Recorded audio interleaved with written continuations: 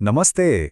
जरा सोचिए, वो मशीन जो आज हमारी जिंदगी का एक अहम हिस्सा बन चुकी है, कंप्यूटर। हम सब इसका इस्तेमाल रोज करते हैं, है ना? पर ये असल में है क्या? इसने हमारे काम करने, खेलने और एक दूसरे से जुड़ने के तरीके को कैसे पूरी तरह से बदल दिया है? चलिए, आज इसी की दुनिया में एक गहरा गोता लगाते हैं। तो हमारा सफर कैसा रहेगा? देखिए, हम शुरू करेंगे एकदम जीरो से, मतलब बेसिक से, कि भाई कंप्यूटर होता क्या है। फिर देखेंगे इसके दो जरूरी हिस्सों को, हार्डवेयर और सॉफ्टवेयर को। उसके बाद हम टाइम मशीन में बैठकर इसकी पूरी कहानी देखेंगे कि कैसे ये इतने छोटे और पावरफुल हुए।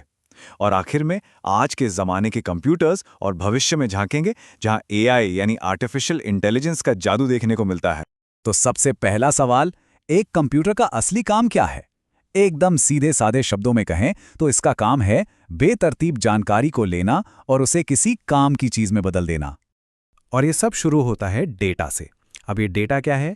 डेटा मतलब बस कुछ कच्चे फैक्ट्स और फिगर, कुछ भी। जैसे किसी स्टूडेंट के एग्जाम में आए मार्क्स, मान लीजिए 75, 80, 92, ये बस नंबर है। अपने आप में इनका कोई मतलब नहीं है ना? असली जादू यहीं से शुरू होता है, जब कंप्यूटर इन बिखरे हुए नंबरों को यानी डेटा को लेता है और उन्हें प्रोसेस करता है। तो क्या बनता है? एक रिपोर्ट कार्ड। अब ये सिर्फ नंबर नहीं है, ये सूचना या इंफॉर्मेशन है। अब ये काम की चीज है, इसका एक मतलब है।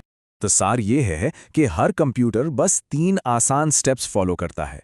पहला, वो डेटा लेता है, इसे कहते हैं इनपुट। दूसरा, उस डेटा पर काम करता है, ये हो गया प्रोसेसिंग। और तीसरा, काम की जानकारी देता है, जिसे कहते हैं आउटपुट। Input, process, output. बस, चाहे हाथ में पकड़ा हुआ फोन हो या दुनिया का सबसे बड़ा सुपर कंप्यूटर, सब इसी फंडे पर काम करते हैं। ठीक है, तो अब ये तो समझ आ गया कि कंप्यूटर क्या करता है। अब सवाल ये है कि ये कैसे करता है। इसका जवाब छिपा है दो चीजों के कमाल के तालमेल में, हार्डवेयर और सॉफ्टवेयर। स्क्रीन पर जो डायग्राम है उसे जरा देखिए। पहली नजर में शायद थोड़ा टेक्निकल लगे, पर यह एक कंप्यूटर सिस्टम का पूरा नक्शा है। इसमें साफ दिखता है कि कैसे हार्डवेयर और सॉफ्टवेयर मिलकर काम करते हैं। देखिए, कीबोर्ड जैसे इनपुट डिवाइस हैं, प्रिंटर जैसे आउटपुट डिवाइस हैं, ये सब हार्डवेयर हैं। और इन सबको कंट्रोल कौन कर रहा है? बिल्कुल, सॉफ्टवेयर। इसे समझने का एक और भी आसान तरीका है। सोचिए, हार्डवेयर कंप्यूटर का शरीर है, मॉनिटर, कीबोर्ड, चिप्स, वो सारी चीजें जिन्हें हम छू सकते हैं। तो फिर सॉफ्टवेयर क्या है? सॉफ्टवेयर है उसकी आत्मा, वो निर्देश, वो प्रोग्राम्स जो इस शरीर को बताते हैं कि करना क्या है। शरीर के बिना आत्मा कुछ नहीं कर सकती, और आत्मा के बिना शरीर बस एक बेजान डब्बा है। दोनों एक दूसरे के बिना अधूरे हैं। चलिए, अब थोड़ा टाइम ट्रैवल करते हैं। कंप्यूटर की कहानी ना किसी साइंस फिक्शन फिल्म से कम नहीं है। ये कहानी है उन विशाल मशीनों की जो एक पूरे कमरे में आती थीं, और वहां से लेकर आज उन डिवाइस तक की जो हमारी जेब में फिट हो जाती हैं। कमाल है ना? इस पूरे विकास को 5 पीढ़ियों या जनरेशन्स में बांटा जा सकता है। हर पीढ़ी में एक नई टेक्नोलॉजी आई जिसने गेम ही बदल दिया। वैक्यूम ट्यूब के जमाने से लेकर आज के एआई तक। चलिए, एक एक करके इन सभी पीढ़ियों के सफर पर चलते हैं। तो सबसे पहले आती है फर्स्ट जनरेशन, और यहां के कंप्यूटर सचमुच के दैत्य थे। ये वैक्यूम ट्यूब्स पर चलते थे, साइज में बहुत बहुत बड़े होते थे, और इन्हें चलाना जेब पर बहुत भारी पड़ता था। और तो और, ये मशीन लैंग्वेज समझते थे, जो इतनी मुश्किल थी कि उसे प्रोग्राम करना सिरदर्द से कम नहीं था। अंदाजा लगाने के लिए बस इतना समझिए कि ENIAC नाम के एक शुरुआती कंप्यूटर में 18,000 वैक्यूम ट्यूब लगे थे। सोच कर देखिए, 18,000। जरा कल्पना कीजिए कि उन्हें चालू रखने में कितनी मशक्कत लगती होगी, और अगर उनमें से एक भी खराब हो जाए तो उसे ढूंढकर बदलना ही अपने आप में एक बहुत बड़ा काम था। फिर आई सेकेंड जनरेशन, और यहां एक असली गेम चेंजर आया, ट्रांजिस्टर। इस छोटी सी चीज ने वैक्यूम ट्यूब्स को रिटायर कर दिया। नतीजा, कंप्यूटर अब छोटे, तेज, सस्ते और पहले से कहीं ज्यादा भरोसेमंद हो गए। और इसी दौर में टाइम शेयरिंग जैसी चीजें मुमकिन हुई। मतलब अब एक ही कंप्यूटर को एक साथ कई लोग इस्तेमाल कर सकते थे। इसके बाद आया थर्ड जनरेशन का दौर, इंटीग्रेटेड सर्किट यानी आईसीज के साथ। अब ये आईसी क्या बला है? सोचिए, सैकड़ों ट्रांजिस्टर को एक नाखून जितनी छोटी सिलिकॉन चिप पर फिट कर दिया गया। इससे स्पीड और एफिशिएंसी में जबरदस्त उछाल आया। आज जो हम पॉकेट कैलकुलेटर और डिजिटल घड़ियों देखते हैं, वो इसी टेक्नोलॉजी की देन है। और फिर आई फोर्थ जनरेशन, जिसने हमें दिया माइक्रो प्रोसेसर, VLSI टेक्नोलॉजी, जिसका मतलब है वेरी लार्ज स्केल इंटीग्रेशन।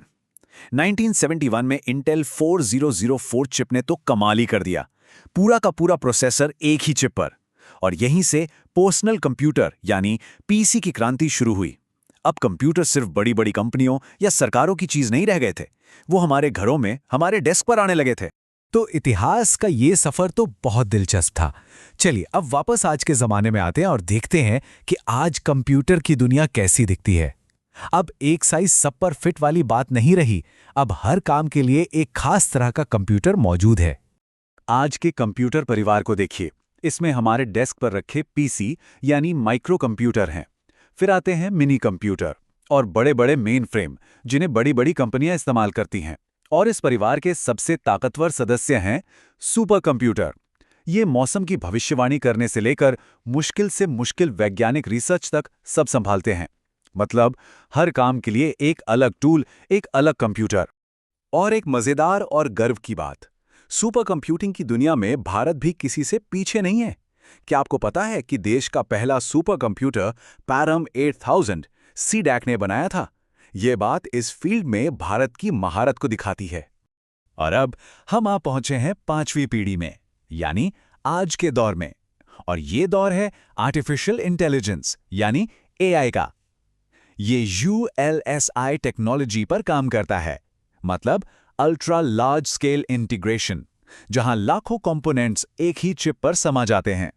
ये वो मुकाम है जहां कंप्यूटर सिर्फ दिए गए ऑर्डर फॉलो नहीं कर रहे, बल्कि खुद सोचना, सीखना और यहां तक कि कुछ नया बनाना भी शुरू कर रहे हैं।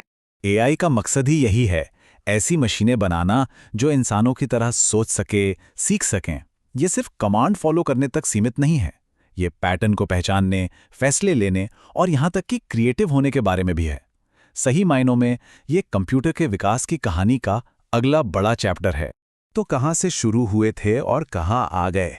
एक मामूली गिनती करने वाली मशीन से लेके ऐसे AI तक जो आज तस्वीरें बना रहे हैं, कविताएं लिख रहे हैं और बड़ी बड़ी वैज्ञानिक खोजों में मदद कर रही है। ये सफर देखकर एक सवाल मन में जरूर आता है, कंप्यूटर की अगली पीढ़ी कैसी होगी? वो हमारी दुनिया को, हमारे भविष्य को और कैसे बदलेगी? सच में सोचने वाली बात है।